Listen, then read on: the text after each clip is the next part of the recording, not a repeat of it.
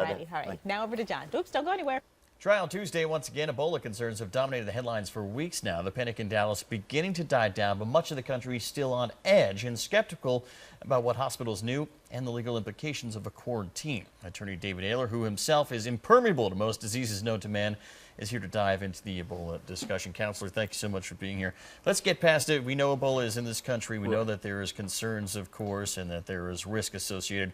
Let's go and focus on the Dallas case right now. You have these hospitals that should be able to manage something like this, and it seems like they dropped the ball a little bit. They've admitted that they've made some mistakes. Is there any legal ramifications for the patients there, for the victim, of course, who ultimately succumbed to Ebola, and the other people that had to be quarantined and miss work because of that Ebola outbreak?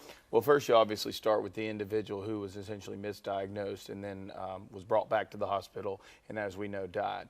He at this point in time, his family actually has brought on Jesse Jackson. They've really started a little bit of an uproar related to the treatment in and of itself or lack thereof.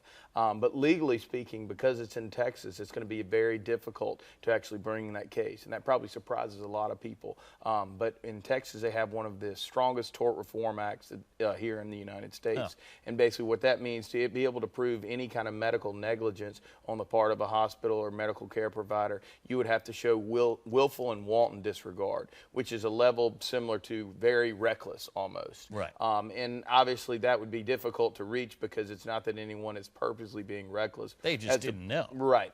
Yeah, exactly. Making the mistake. Now, other states, Florida, South Carolina, for instance, here you have a different standard. It's a reasonable care standard. And did they reach the level of reasonable care? You may have a good chance at that here. So it really depends on what state you're in. Medical malpractice in general is something we hear about all the time, but it really depends on the state. So I would say it'd be difficult for the patient or the patient's family, but in another state it probably would. We had a nurse at that same hospital who was a whistleblower of sorts, saying that the hospital did not provide them with the training or the safety equipment to handle an Ebola disease like this. Do you see any legal ramifications coming from that?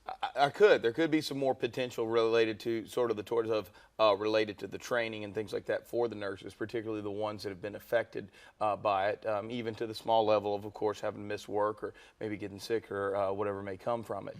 So that's looking at it a little bit different because you're looking at an employer side of it, reverse as opposed to looking at a patient being treated. So it'll be interesting to see if you see something come out that way, specifically from the nurse. I believe there's one or two that, of course, have actually been infected because of treating the individual who passed. Yeah, now those nurses obviously have to be in quarantine. They have to miss work while they are, of course, seeking treatment. Does the hospital pay for care? Is that an insurance company issue? Is that something that lawyers might have to get involved in? Yeah, it could be. I mean, definitely on a number of different reasons. But, in general, here in South Carolina, that would be a workers' comp situation simply because the injury, which, of course, is the infection, happened on the workplace. Right. So, how much coverage can come from that?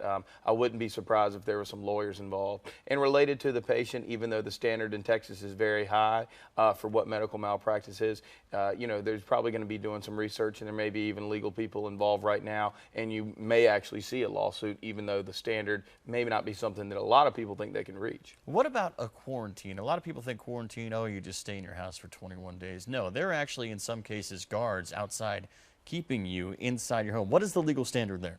Well, it depends on what state you're in and what the issue is in the state of emergency to be quarantined. But it's no different than a little bit when you see certain areas where people have, curfews and things like that in towns. You think, well, that's not fair. I shouldn't be able to be put in my house. But if they can do it for the betterment of the public and people, that's where they can come in and specifically come down with that standard, whether it be a quarantine because of something medical or curfew or that sort of thing. It's all to protect the people. And if they can justify that, then they can ultimately, impede on your rights to be able to do it. All right, we are breaking down those issues, and of course we'll be keeping an eye on it, as will everyone else around the country. David Ayler, thank you so much for your time, sir. Do appreciate it. Much more Lowcountry Live after the break. Trial Tuesday, brought to you by attorney David Ayler.